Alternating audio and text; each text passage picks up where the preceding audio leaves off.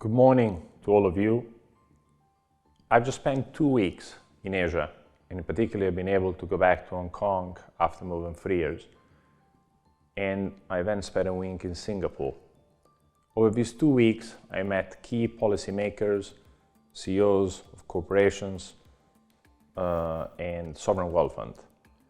And the key takeaway that I've taken are as follows. Basically, I can summarize them in 5 sharp points.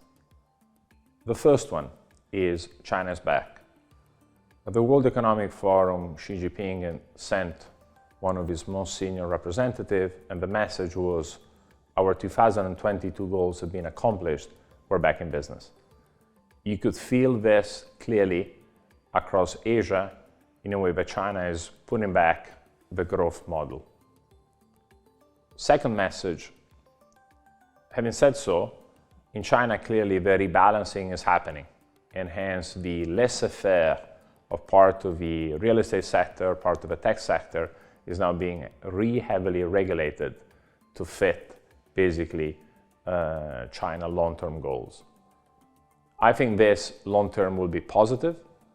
Short-term, some of the excesses have already been priced, and I think certainly there is an unease with the level of corruption and bling-bling that happened in mainland China. And you can see for how much capital is actually exiting China through Hong Kong and Singapore.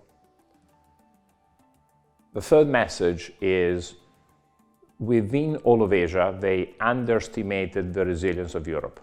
So last year, every Asian investor I met had sold 100% of their European exposure, whether that was the currency, bonds, equity, anything basically.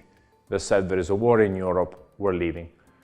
And suddenly all the question I had was, how is it possible that Germany is not shutting down factories? How is it possible that Italy still has heating on? And how is it possible? And hence I was very surprised by the negativity that was in Asia across Europe in 2022. In a way, this is reversing 2003, and they all have to basically play catch up, redeploying capital, because they end up being overweight Asia and the US. I think this bodes well for European assets into 2023. The fourth message is that the capital integration across the region is accelerating, and Singapore is emerging as basically the winner. More than 750 family offices have been set up. There's a massive capital exodus out of Hong Kong into Singapore. And I think this will accelerate. This is creating some issue for Singapore that is overheating, but I think the leadership there is ultra illuminated, and they're managing, imposing taxes. They've already raised taxes 4 times on real estate, and in some sectors where they basically need to redistribute the wealth that is coming into Singapore for the well-being of society. And I think Singapore remains a massive sweet spot within Asia for its long-term vision, how it implements it, and the check and balance that it has.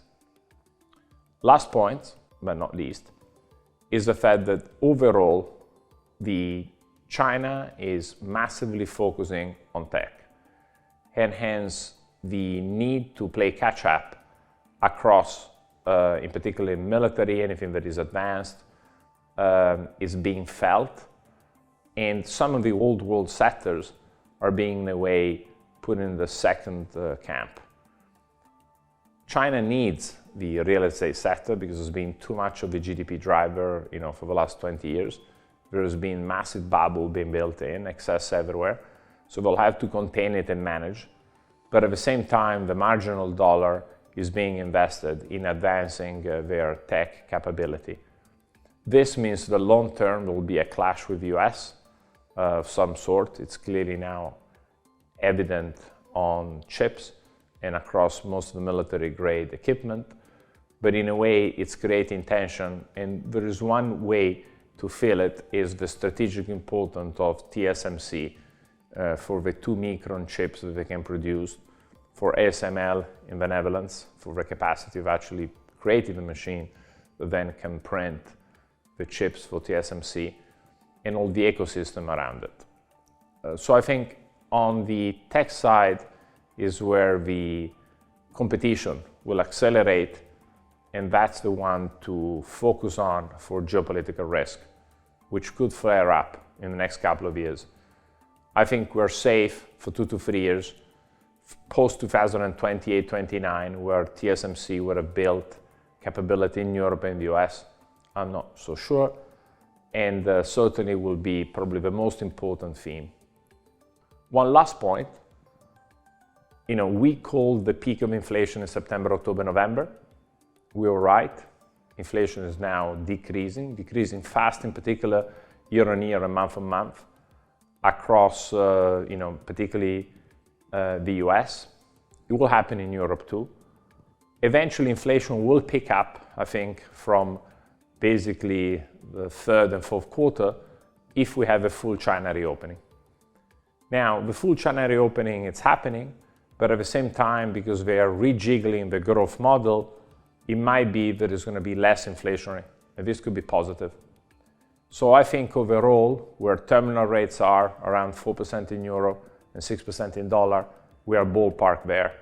I think it's very important because basically a lot has already been priced by forward curves, and the tampering effect of rising rates will have a cooling down across the Western world in many sectors, most importantly on the real estate, which remains by far the most important sector in both economies. And thank you so much for your attention, and look forward to catching up soon.